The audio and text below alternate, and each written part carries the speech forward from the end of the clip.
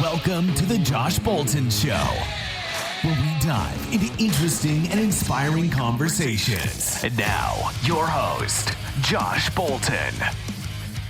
Contracts, or are you trading options? Contracts on futures. Yeah. So just strictly the S&P 500. Wow. Okay. That's cool. I trade options. Do you know Ken Roberts, the option trader from the 90s? No. Dude made like hundreds of millions of dollars off the futures market. He's showing me his tricks with options too. So wow, that's pretty awesome. Cool. Yeah. That's why I believe it. Because I'd been doing options last year. Okay. Yeah. But after Russia invaded Ukraine, options kind of got a little stressful because I was doing the Iron Condors, which was a spread. And so the price had to stay in between 2 points.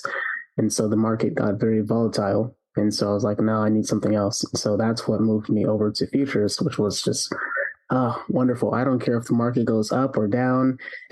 I make money either way. So you don't have to listen to the news. You just look at the charts and be like, all right, looks like it's going down today. Yeah. I actually built a bot to measure the market for me. So I just do whatever the bot says. Python? Yeah. Or no, so in NinjaTrader, Ninja has their own little script that you can modify. And so you can basically say like, hey, based on these indicators and these parameters, this price point, if all of these things match up in this formula, then go long. If they don't, then don't do anything. And if they are the opposite, then go short. And so sometimes when you're a trader, I guess you can be hopeful, like, oh, I think it's going to go up. I feel like it's going to go up or whatever.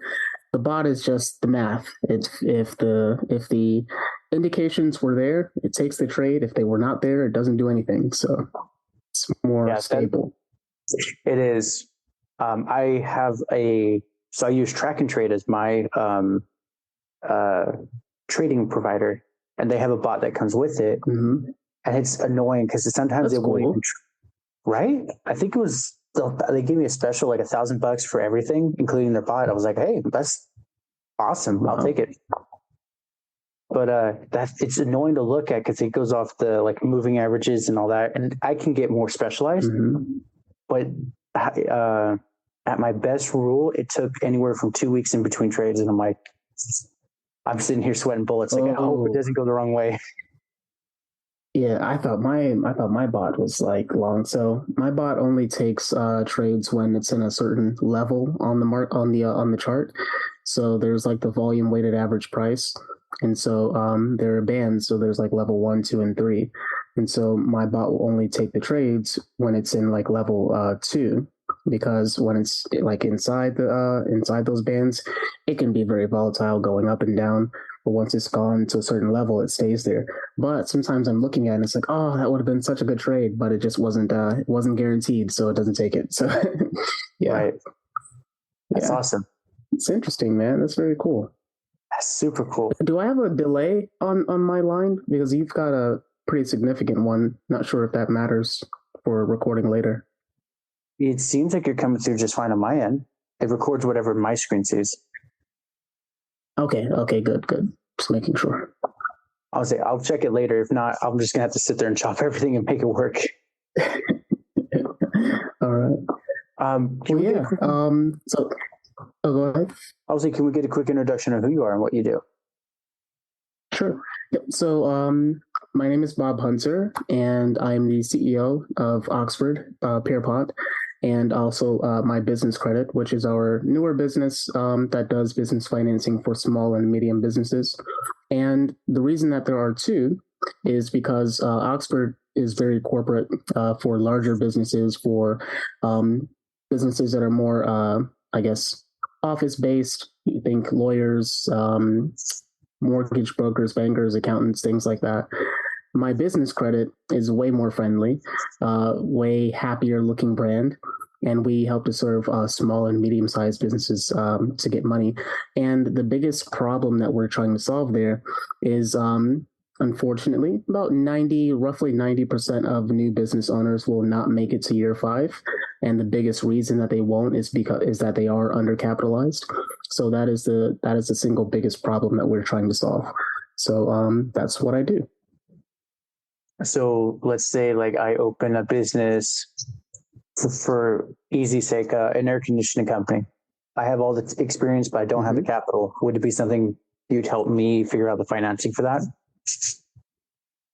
Yep. So we'd help you figure out the financing, but more importantly, we would make sure that you're doing all the things that you need to do to be attractive to a bank in the first place. So many business owners, what they do is they open their business and they're thinking about everything in the context of how do I provide the best service or the best product and, get more customers, make my customers happy? How do I hire people? How do I grow? All of these things that they're thinking about from an operating perspective. They're not really thinking about the business administration side as much. And so what ends up happening is you've got a business owner who's ready to grow. Maybe they're ready to hire more people or acquire new products or maybe even buy another business, but they do not have the history to justify giving them money. So they might have cash flow, for example. Let's say that your business is doing really well. You end up producing $20,000 per month. So on a cash flow, from a cash flow perspective, you look wonderful. But then we find out, well, you're bringing in 20, but in your bank account, you're actually only keeping about 19,000 or less. So really, you're spending all of your money. So if you're talking to the bank now and you say, hey, bank, I need $100,000. The bank looks at it as, well, you're only really able to spare $1,000 just from your current revenue. We get that you need the money, but we need a little bit more cushion and security. So that's why they have something called a bank rating, where the bank is basically measuring what your average account balance is over the last 90 days. And that number needs to be 10,000 or higher. So little things like that, we try to make sure business owners are understanding. You've got to run your business, but you've also got to build your business so that later you're able to have these conversations with parties that are able to give you money. And there's a long list of them, 20 things to be more specific. So. Oh, wow. I have plenty to talk about that, yeah. But I'm just thinking on one end, because it probably popped up in other people's head listening to this. Does that mean that I have to increase my price so I have more cushion? But that could scare off customers, kind of thing. It's more about how you're using your money. So, for example, with the bank rating, right? Let's say that you genuinely did need that money, because obviously you did in that hypothetical example. If you brought in 20 and you were spending 19, I'm sure you weren't going out and paying a monthly note on a Ferrari. No, right. You were probably paying your employees. You were probably paying for advertising or anything for your business.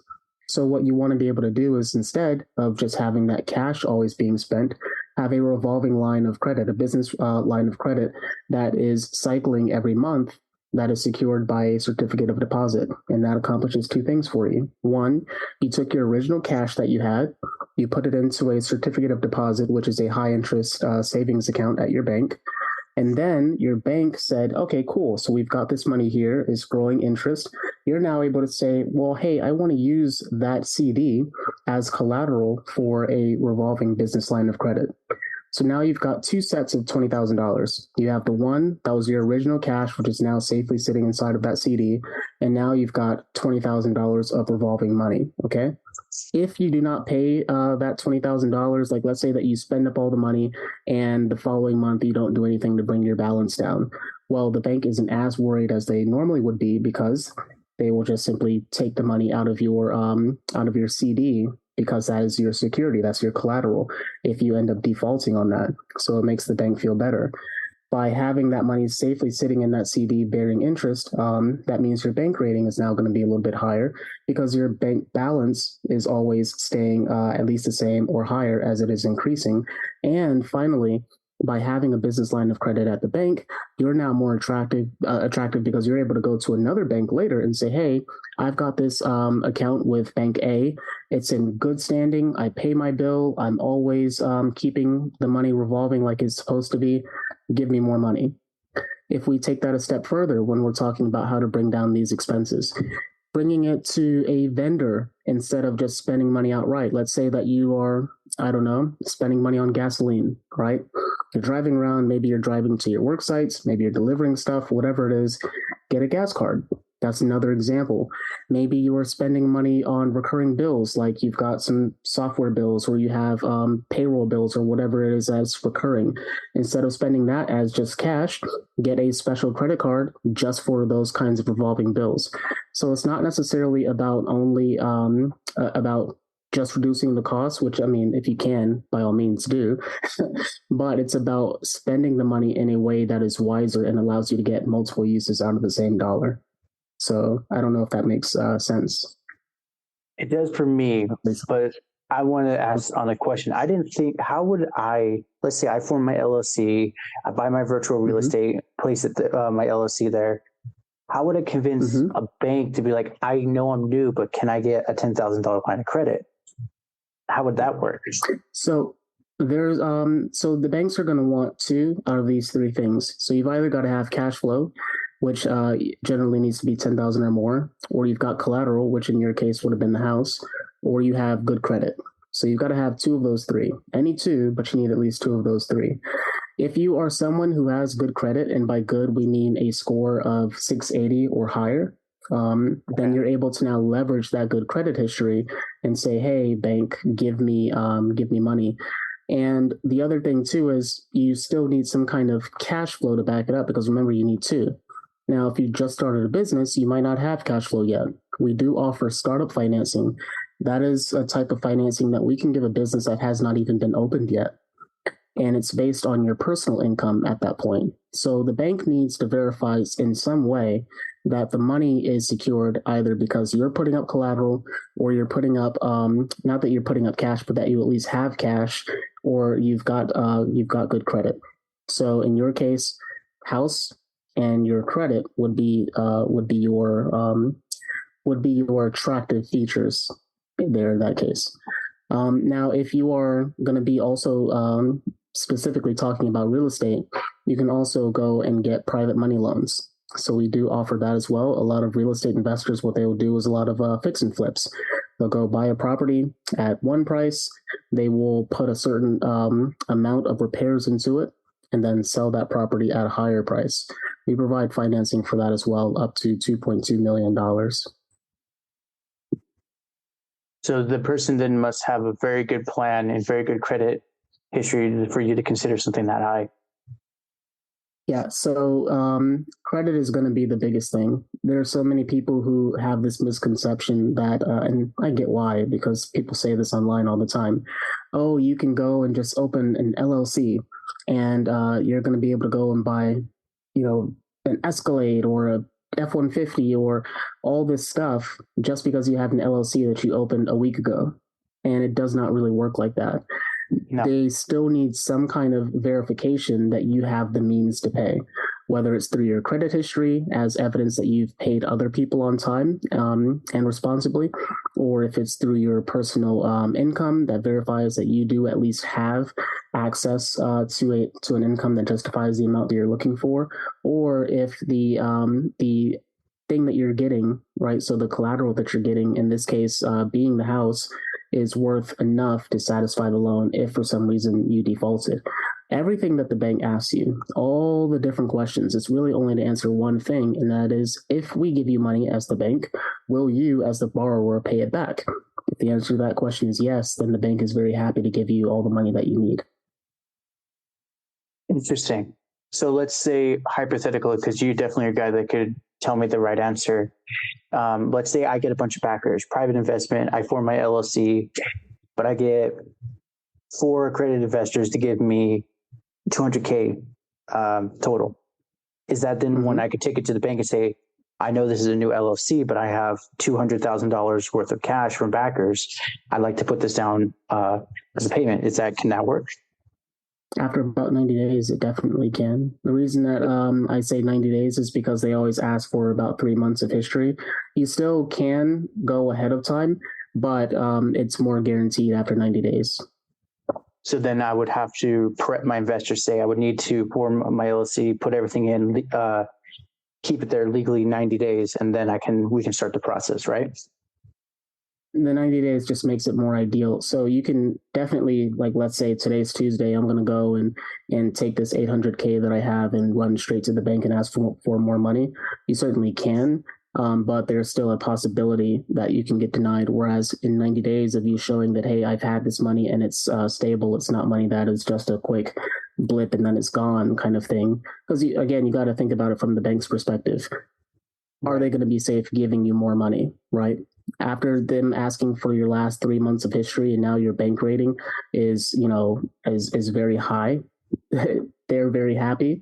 It's way easier to get the money, especially if on top of that, you've also got decent credit or credit partners. No, I say it would, or partners. Okay. That was really helpful. Yeah, that would have been, as one of those I've been thinking of getting into real estate. Now I know you're the guy that also called you if I'm going to do it.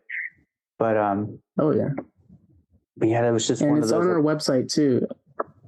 Oh yeah. Well, I like the animations, by the way, when you scroll on your website. Oh yeah, thank you. There's a page on our website that goes into more detail about real estate specifically, and there's an animated video as well, where we talk about exactly what is needed to get real estate financing. So where you go, you get the property, you need to find out what property you want, basically find out what repairs it needs if you decide to get into the fix and flip side of things. This cannot be an owner occupied property, and we work with private money lenders to get you that money. So it's a very, very good way to get access to capital and get into business very quickly if you know what you're doing. Of course, you still have to put the legwork in of actually, fixing and flipping the property. Yeah, the doing. Right. So, yeah, either you're doing it yourself or you're hiring a good contractor to do it. Either way, you're going to have to do something. Yep. That's interesting. Exactly. So what? Exactly. So I'm sure we hit a couple of steps that you were talking about. One of the 20 steps. What are a few that I might miss that I'm not familiar with? Sure. So a few things that people just kind of overlook or don't even realize matter. Let's start with the basics. So the things that are called lender compliance. This would be things like if you are normally putting your cell phone down, your personal cell phone number on these applications for the bank, you really need to be putting down a business phone number. They're going to check. This would be a 411 registered business phone number. Same with your address. You need to make sure that you have a dedicated business address, not just your house. Even if you have a home office, you still need a dedicated business address. Another one is your email. You might be putting, bob.hunter@gmail.com when it should be bob.hunter@oxfordpierpont.com. Basically saying that you need to make sure you've got your name at yourbusiness.com or .whatever as a legitimate email that just further gives the bank comfort that you are a real business, right? You also want to make sure that you have a website for your business. They will check that. Basically, they're trying to find out if you are actually a business that is legitimate, has been in business for some time. They're looking for that. They're looking for your state registrations. They want to make sure that you're not only registered with your local Secretary of State, but that you are also in good standing and in compliance with Secretary of State. A few other things, if you are going to be getting higher amounts, they would like for you to be in business for at least 2 years. They would like for you to have at least $10,000 per month in recurring revenue coming in. They'd like for you to have a bank rating of 5 or higher. That means that you are keeping at least $10,000 per month in your account or more.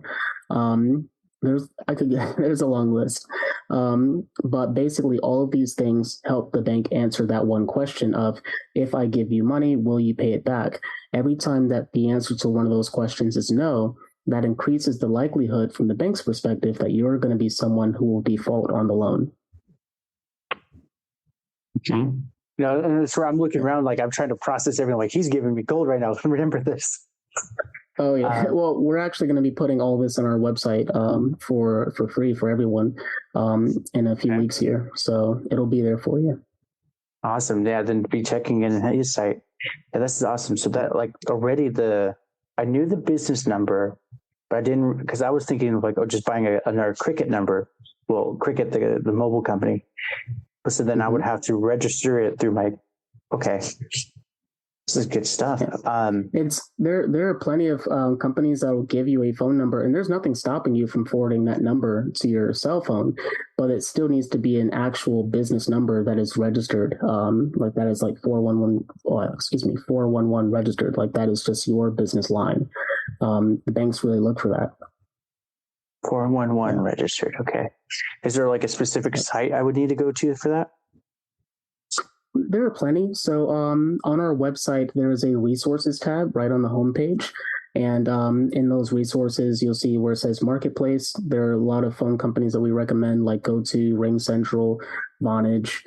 Any one of those can get you a number. For the address, you can actually use iPostal, but iPostal actually provides phone numbers as well. So you can kind of kill two birds with one stone there. You can find links to all that stuff on our website under resources. Under resources, you'll also find very helpful. We list out the vendors that you might be able to use to get vendor lines of credit. We tell you exactly what credit bureaus they report to, whether it's Dun & Bradstreet, Experian, or Equifax. And we tell you if they have any net terms. So like net 15, net 30, net 60. And for those of you who do not know what net terms are, that's basically where the vendor says, hey, we're going to give you the product or the service today, and you have 15 days to pay in the case of net 15, or you've got 90 days to pay in the case of a net 90. Basically, you want to make sure that your bill is paid in full by whatever that term date is. That way, you're always in good standing with them. You need 15 accounts total on your credit report, and those vendor lines of credit will help you get to that number 15 and make sure you keep them all in good standing. Then, boom, your credit score, your business credit score, just slowly inches up. So these vendors does it matter in particular which vendor, or it's just 15 vendors in general? Well, not even just 15 vendors. It can be a mix of credit cards, business lines of credit, and vendors for a total of 15. When it comes to the vendors, the main thing that matters is that they actually report to the bureaus. If they don't, that doesn't mean don't work with that vendor. It's just you have to be conscious of the fact that working with that vendor isn't really going to help you from a business credit building perspective because no one's reporting. Good point. Yeah. It's like maybe it's one of those, they're hardworking and they're trustworthy, but they're not going to necessarily tell the others about what the credit between us. Exactly. Awesome. And vendors, that can be something as simple as a gas card or something as complicated as, I don't know, maybe you sell t-shirts. You've got a t-shirt vendor that's always giving you, those products, or maybe you manufacture something. And instead of just buying all of your stuff from various suppliers, you're taking the extra time to say to each supplier, hey, do you all report to, Dun & Bradstreet or Equifax or whoever? That way you at least know that this particular supplier, when you're buying from them, you are still going to get credit for it from a business credit perspective. Getting, yet another use out of every dollar. Right. Yeah, it's like maybe you have like the t-shirt analogy you gave earlier. Maybe you have one t-shirt wholesaler that gives you an amazing deal, but he doesn't report. Like the savings is worth it. Yeah. It sucks, but you're not getting the double hit. But right. And it's one of those things you kind of have to do long-term math for, because you might be saving money today, but maybe by having a vendor who was actually reporting and boosting your business credit score, you might have been able to get access to more money later. So you just kind of have to weigh the pros and cons of that. But that's part of having a business, right? It's part of the fun. Right. Yeah, that is part of the fun. Fun for some. But fun for some, yeah. As soon as I said it, I realized, well, that doesn't sound very fun at all. That was a joke. Oh man. So yeah, that's interesting. So let's say I do get my LLC, I go through iPostal and get everything. Who would I would talk to for the gas card? Because you bring that up a lot. Well, the reason I bring up the gas card is because I live in Atlanta, and you can't get anywhere without a car in Atlanta. I guess technically they have the bus, but the bus takes forever. So people almost always have a car for the most part. So It's like it's low-hanging fruit, because it's money that you are almost guaranteed to be spending anyway. So if you were going to have to spend that money regardless, you might as well be getting credit for it. So if you are on our website, you click on vendors under the resources tab, you can filter by gas cards, and you'll see there's like, all your big gas stations. Quick Trip is really big down here. You basically apply for that card, and now whenever you're filling up, you make sure that you always use that gas card, and just like any other credit, you pay it at the end of the month in full. Always pay your bills in full. That matters a lot. But you pay it in full, and now great. Now you've gotten 2 uses out of the money. Not to mention you were able to delay having to pay in the first place. So when you say pay in full, let's say I did an $80 fill up of my tank, would I pay the full 80 off or the minimum they request for the month? Because I've heard if you pay minimum... I would never recommend paying the minimum. Okay. Here's why I say that. You want to make sure that your utilization is always as low as possible. And so it's great to have the benefit of being able to delay a payment, but people get into trouble when they start paying the minimums, because now balances start to add up, because now you're carrying over this month's expenses into the next month. And if you have a limited amount of money as your resource, well, you're setting yourself up for failure, because at some point you're going to run out. It's better to only limit yourself to money that you are going to spend anyway when it comes to credit. Because let's say that you are already going to spend $80 on that fill up, just pay that full $80. Don't do the partial. I know that people sometimes do it like, oh, I'm just going to pay the minimum. You end up incurring interest now. You end up pissing off your vendors and running the risk of tarnishing those relationships, because you're not paying your bill as agreed, and you just end up running into problems. And then you're also taking more of a personal credit approach to something that really should be handled as business credit. So does that make sense? Yeah, it was probably something like a Grant Cardone talk or whatever, where they're like, oh, I need to pay the minimum. I'm like, that doesn't sound smart, but a lot of people on the internet keep saying it, so I guess it might be a thing. I mean, I always say only stupid people know everything. So that's a good one. I definitely would not disagree with Grant Cardone in that way, but I will say from personal experience and just what I've seen, people have this stigma about credit in general, and it really has a lot to do with how credit gets handled. So let's say that we're talking about personal credit here, okay? You might have a credit card. Let's say that your credit card has a, $10,000 limit, okay? And so over the course of a month, people will swipe on all this stuff. Then the bill comes and they've got a minimum payment. They pay that, but you still have this big balance. And now you've also got interest added to that because you carried over a balance. And you might still need that credit card, and you're still swiping and buying stuff. And now you're just kind of setting yourself up with a hole. And now your credit score starts to go down because you've got this balance that you're carrying over. The thing about personal credit is that usually that bill is being paid by your personal income, which is often limited for most people. It's whatever your job pays you in most cases. So that's the amount of money that you have to spend on paying down any credit cards. With business, it's a little bit different, because with business, number one, the thing that you're buying probably is something that is an asset, not a liability, meaning that it makes money instead of just costing money. So that's the first difference. The second is with a business, you're able to generally make income that you can then use to pay the card back. And so, or not even just the card in this case, but the debt in general. You're able to take that money from the business and now pay off that debt, because that debt has now produced money. With personal credit, debts don't usually produce money. They usually are for buying things. So that's why I say I would be careful about taking personal credit habits like only paying the minimum over to a business credit card or a business line of credit, whatever it is, just because it's kind of setting you up for failure down the road, at least in my opinion. Now, again, other people might think differently, but I would not form that bad habit if I can help it. No, it's a very good point that you're bringing up, because I've always paid aggressively on my personal line of credit. I don't like seeing debt, so I just like make it go away as fast as possible. But but yeah, for the business, like different entrepreneurs I've had on the show, they've even said they're like, yeah, we maxed out all our credit cards, cash advanced everything. I did that once by accident, and I'm like, God, the interest is insane on cash advancing. Yeah. But But I'm sitting here going, they're like, yeah, and we just paid the minimum enough to not make the banks angry with us until we hit it big. I'm like, what if you didn't hit it big though? And he's like, well, then I'm screwed. Do that. Yeah. Yeah. I don't get me wrong. I get why people would do it. But it's almost like you're in Vegas and you're gambling with your future at that point.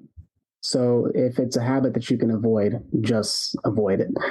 Again, I understand why people would, especially if money's tight, but you're borrowing time in that from that perspective. It might have been better to slow down and revise your marketing strategy or your business plan or your operating strategy in a way that produces more revenue so that you don't really have to play that risky game. Yeah, I agree. And that was a big one for me because that was the follow for him. The guy that said, well, multiple, he was the final one I asked him. And I said, so what happened if you didn't hit it big? He's like, oh, I would be so screwed. He's like, I've already had like 2 bankruptcies. And I'm like, that's not good. Yeah, it's a very risky way to do business. I mean, it does work in some cases, but it's a very risky start to the process. Yeah, it's like I tell a lot of people, and it sounds like you're very similar mindset. It's like just bootstrap it, make it work within your means, and then as you grow, just throw everything back into it. Right, and I mean, use other people's money whenever you can, but there's a difference when you're dealing with people in the sense of like investors, right? So, like somebody gave you money instead of an institution. That would be a bit of a different situation. Usually an investor has already understood where you are financially in your business and what you're planning to do with the money. They will also, in many cases, be giving you advice on what to do with the money. It's not just the money that you get, but often you get a little bit of counsel because the investor, they want, just like the banks, to get their money back if they gave it to you. And there's also not always a whole heap of interest that is rolling over every month that you do not pay down your balances when you're dealing with a private investor. If you're dealing with money from an institution like credit cards or a loan or something like that, unless you're on some kind of terms where it was 0% interest for the first year or something, something glorious like that, you always do need to be conscious of how much money the money is costing you, how expensive that money is, right? And if you can make that money as cheap as possible and put it to work so that it produces itself as quickly as possible, covers your debts, and you can now expand and move on, definitely do that. Even if it means slowing down, taking some time to revise your operating strategy, and then starting again. I mean, that's what I would recommend, just being safe with money. Yeah, no, I would say everything you've presented is very sound. I'm trying to lock it in, keep it there. So then let's go back to the hypothetical where I was talking to you earlier about the business credit. Is there certain industries that you may not have the best track record, but because you're in aerospace engineering or tech SaaS company, are there certain, because of that aspect, is it easier to get investors and funding from banks that you've seen? It's easier. It's way easier for businesses that have physical assets. So another way of putting it is, and again, this still yet again goes back to that question that the bank says of, hey, if we give you money, will we get it back? The bank can feel better about getting their money back if there's something that they can sell off later. Let's say that you are a factory. You might be selling off some of those heavy equipment assets that you've acquired. That's way better for the bank instead of having, let's say, a digital marketing agency where there's not really anything tangible. If you go under, what can they sell? So you see the difference there. So that's why it's easier to fund, I guess, those asset heavy businesses. So, and it just kind of scales down. Now, there are limits to that. For example, with trucking, a lot of people will ask me, hey, do you offer loans for trucking, equipment financing like that? We do, technically, but they're not easy because the banks don't like truckers. Simply for the reason that a lot of new trucking companies, they don't succeed very often. And so there's a high risk, not to mention those trucks end up costing a lot of money, not just after you bought them, but a lot of maintenance, a lot of gas. There's a lot that has to go into a truck. So how much the equipment costs after you buy it is also a big factor. So right on that note of the trucking, let's say I was getting into more of equipment rental, like trailers and small box trucks. Would that be easier for me to get money? I don't know if I would say easier because, again, if anything happened with the money that the bank gave you, well, what do they have to sell as assets? There really aren't any.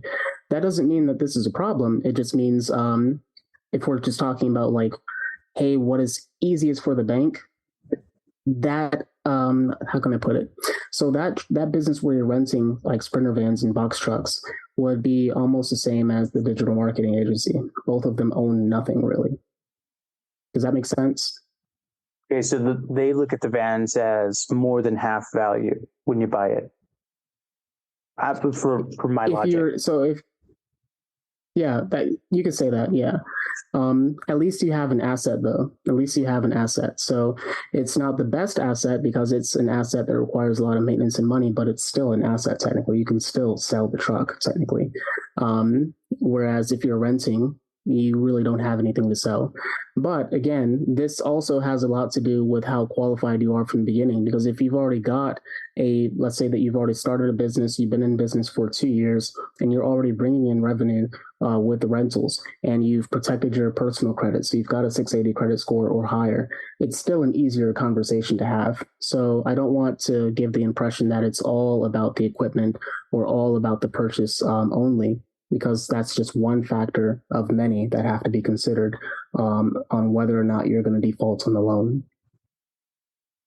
That's interesting. Yeah, because I would think because trailers don't usually drastically deplete in value. I know if you buy a truck, it's like a car within the first 5 years. Oh, you said trailers. Yeah. I didn't even hear that part. I'm so sorry. It's okay. Yeah. My partner, she owns a trucking company, give her a quick plug, Global Fleet Logistics. And her biggest challenge is getting the people who do have the trailers and getting them as her drivers, because they can take heavier loads, they make more money.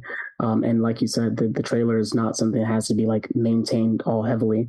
I was thinking just about the actual truck, the vehicle on the front end. That is where all the maintenance and all the heavy expense is coming in, I guess.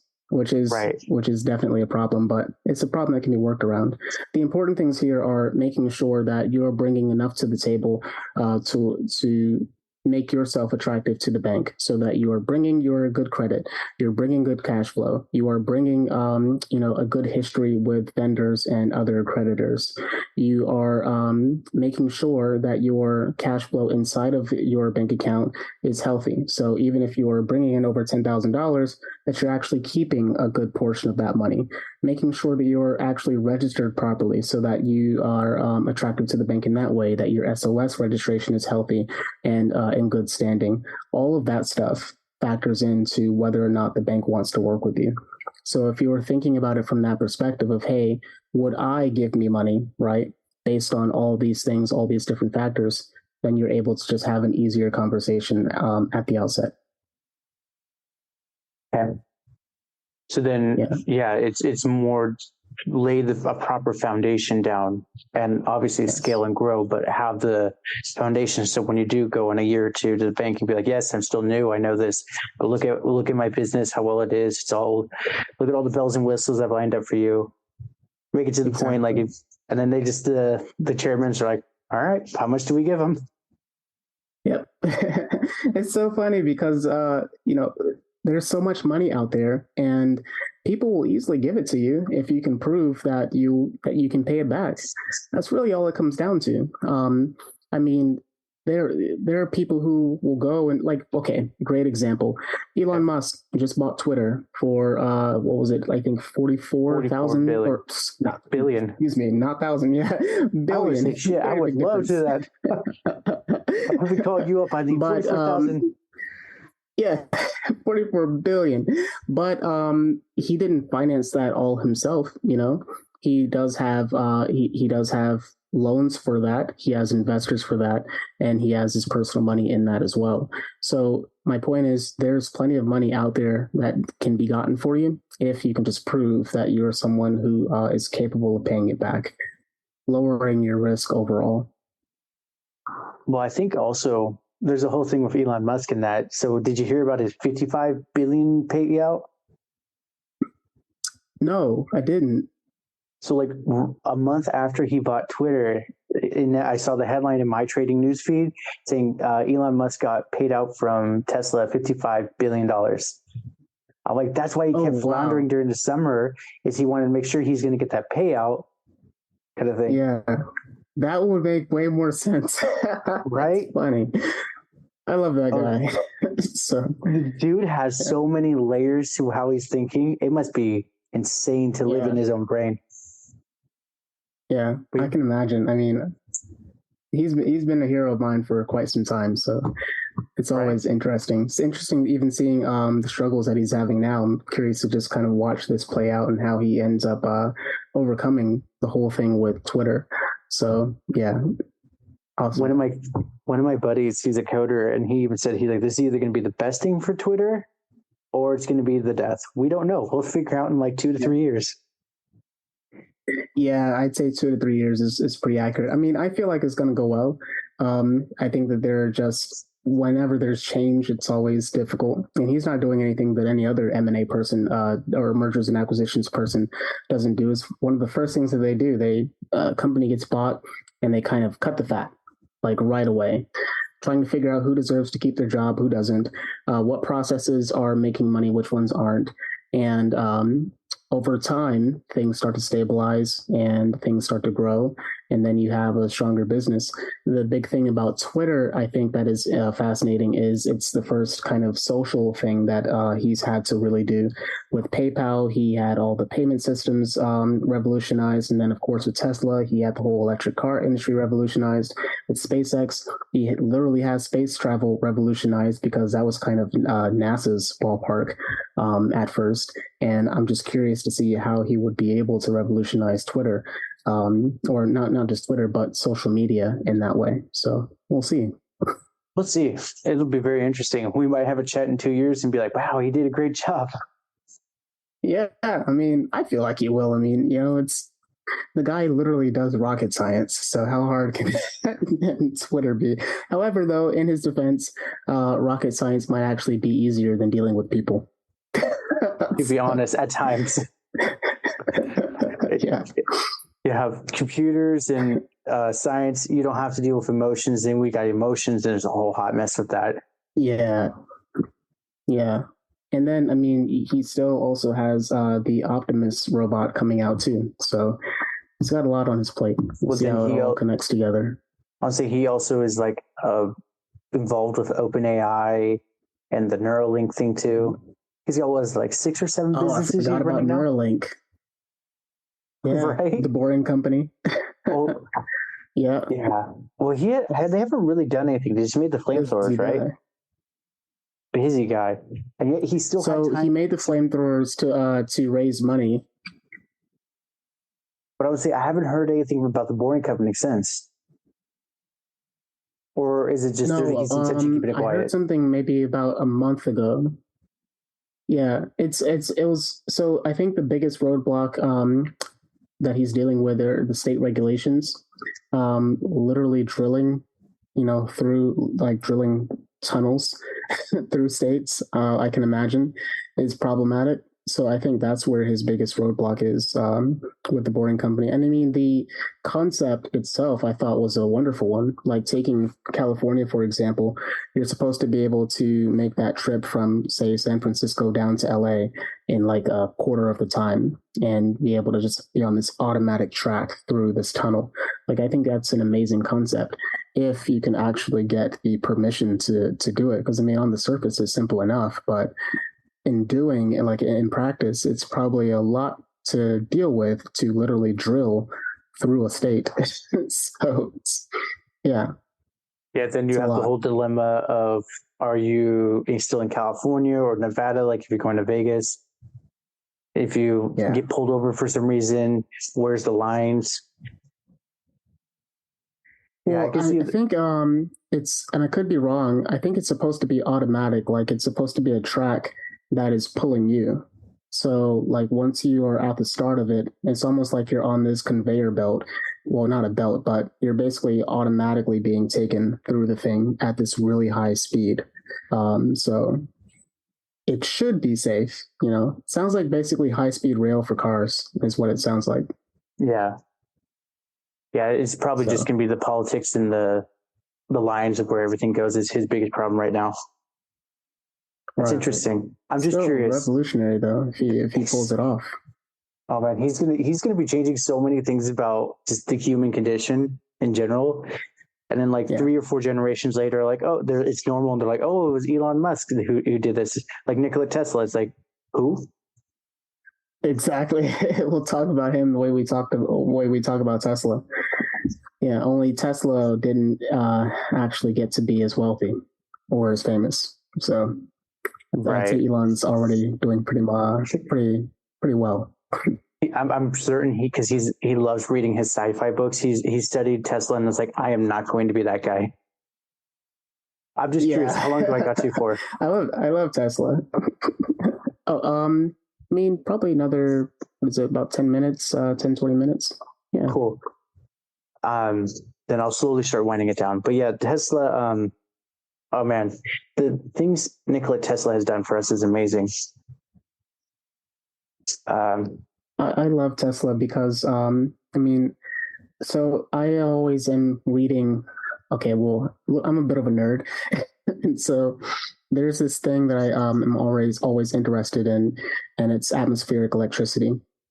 And basically, you have the ionosphere, which is well above our atmosphere, that is constantly dropping ions. And so the sky is very positively charged. The ground is negatively charged.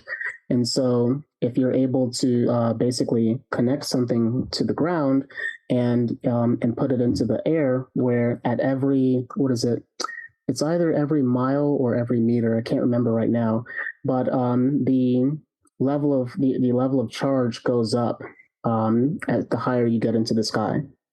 And so I was wondering, like, I bet people could basically turn buildings into enormous batteries, where the height of the building is what ends up making it possible to collect ions directly from the sky and use the ground that the building is attached to as the grounding force to circulate or to create a circuit of electricity throughout the building, therefore making the building one enormous battery. So I thought about that, though, because of what Tesla does and how Tesla was trying to create free energy for everyone. And I was like, man, there's all this electricity out there. All the pieces are already there. It's just a matter of getting them put together in a way that is effective without killing anyone and without threatening anyone as far as the economy goes, because some things that are possible still are not allowed just because they're so disruptive. Yeah, that's interesting because I read 3 or 4 months ago of this one place in Dubai where they're building like 480 stories. It's going to be the tallest building ever. But they did a demonstration where it would be up in the cloud. So would that be close enough to the ion field? It would. So it's funny because the ions are just concentrated the higher up you go. When you're getting into the clouds, that's why you've got all this electricity in the clouds, just because of how high it is. And so it's just a matter of being able to capture those ions. So your building has to basically have almost like spikes on it. And so the spikes are able to attract the ions on their points, and then the ion is able to travel into the grounding wire, and that's what's able to create that circuit. So if you've got a building covered in enough of those spikes, you're basically, and I'm sure I'm explaining this terribly, some actual electrician or scientist is probably watching this and thinking that's the wrong answer. But the general idea is simply taking the positive ions, connecting them with the negative ions, but doing it in a massive flow so that you're able to constantly generate this circuit of electricity. So it can be done. I'm quite certain it can be done. And if not, then I mean, well, actually, no, Elon will figure it out. No, if not, yeah. Hopefully, I'll figure it out. Hopefully, he doesn't take everything. I remember I was a kid. I was in 11th grade. I was in environmental science class, right? And we were just talking about like solar panels and all that stuff. And my first thought was, oh, someone should just put solar panels on the car and on houses, and just turn like the shingles into solar panels. They're both black anyway. And, like, that was just my thought, and I was just a kid. And sure enough, Elon did it. And I was like, damn it! I should have done something. I should have done it. So I'm sure he will, because to me it's like a common sense thing, which means it's probably common sense to somebody else too. Well, like for me, the biggest one, it was meant to be a joke, but I took it quite literal. And in elementary, one of the teachers like, "Oh, LA traffic's terrible. This and that. Does anyone know how to cure it?" Like, as we're like 6 to 8 year olds. And I was like, why don't we just dig a hole in the ground and just have people drive there? You can't get in a car crash if you're in a hole. And look, now you've got Elon doing the boring company. Elon doing that. That's funny. It's funny, but it's very true. Exactly. This has been an absolute honor and a blast to be with you. I've learned so much personally. Thank you. So my 3 going out questions are, first one, other than work, what have you been doing to keep yourself busy during these COVID times or previous COVID times? Oh boy, I actually work 16 to 20 hours a day, every day. Okay. So that is pretty much my life. If I'm not working, I'm doing photography. Before the pandemic, travel was fun. Like, I like traveling, and I like traveling specifically to eat. So I like taking photos of food. So that's always fun. And yeah, I pretty much just work though. That's mostly it. So I go to bed at midnight and I wake up at 4 a.m. every day. So that is 4 hours of sleep. Dang. Yeah. Wow. Mad props. I can't. 6 hours my minimum if I'm going to push it. But so I've been doing it for so long, I can't even help it. You're like, I don't know where the off switch is now. Yeah. So someone that's inspired by you that wants to go down a similar path, trader, investor, helper of business, trading, and getting them funds. What are some tips, tricks, or advice you give them to start down a similar path? I would invest time in just properly researching and planning out your business. Really making sure that the business you're starting is one that will add value to the marketplace. Just because the internet, the world that we live in, it's so competitive, you can avoid a lot of difficulty by just having proper planning from the very beginning and making sure that you're actually bringing something that is unique to the market. The other thing I would make sure I focused on is handling your personal credit. I know that there's this whole narrative out there about, oh, you don't need your personal credit and you can use your EIN. Make sure you handle your personal credit.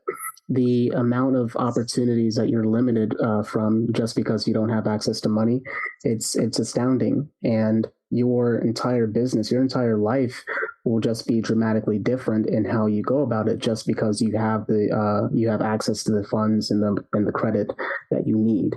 And not having it just makes everything unnecessarily difficult. So that would be the second thing. Yeah. And I guess the third thing is just make sure that you are persevering and just having discipline and not just trying to run off of the fuel of motivation, just because motivation by itself is a pretty weak fuel. If you have something that is very disciplined, meaning that you have structure and order, you're saying, hey, these are the things I'm going to do, and I'm going to do them, and I'm forming the habit of actually completing things, you're going to be more successful. A lot of business owners, they will start, but you don't make it to year 5, not just because you ran out of money, but because you ran out of that motivation and energy to keep going. So make sure that you have discipline, because that is what gets you to do the things that you're supposed to do, even when you didn't want to. So that's what I would, I guess, recommend to a business owner. All the rest of the stuff, I mean, yeah, pretty easy to figure out. Don't be afraid of breaking stuff. I break something once a week. I fail at least once a week just on purpose. I mean, I wonder what will happen if I do this. That didn't work out. I will not do that again. Or, oh wow, that was very helpful. Let's do more of that.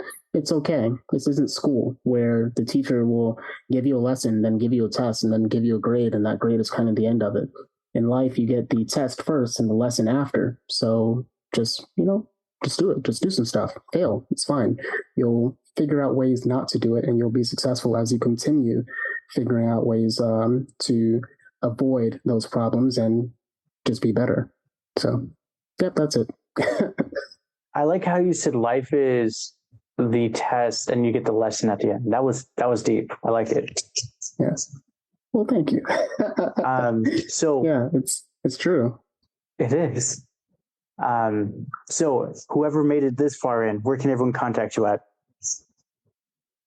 Yep. So you can go to mybusinesscredit.com. Deliberately made that name super simple. That domain cost me a lot of money. So by all means, please visit it. But you can go to mybusinesscredit.com. I believe in providing a lot of resources to people just because I do genuinely want people to get funded. So understand that 90% of the people that we talk to, they do not qualify, but our job is to help you get qualified.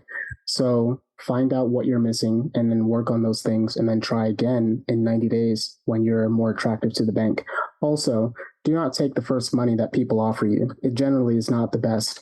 And I say that because if someone is just willing to take the time to show you, hey, you qualified for this, but you really could have qualified for this other amount if you would just fix these little things, fix those things and then work with someone. Just slow down in how much money you need and how quickly you are trying to get it, because you can fix your problems and then you'll be in a better position. All of that is on mybusinesscredit.com. That's awesome. Thank you so much for everything again. No problems. Pleasure to be here. Absolute pleasure and honor.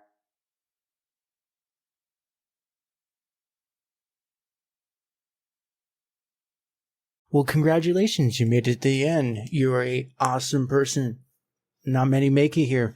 So, being the awesome person that you are, can you do me one more awesome favor? Can you rate and review this on whatever podcast services you're using? If you do it on Apple and you leave an actual written review, I have a thing on my website. I will take your written review and post it for all to see. Congratulations. You're permanently sealed on my site. Otherwise, I am trying to do YouTube more and live streaming. I will try to put as many of the YouTube links in the description of the show as I can. So give your boy some extra help over on YouTube. Watch my videos. I just mute it and change the channel, change the window or something. But yeah, that's it. Thank you for being awesome and see you next time.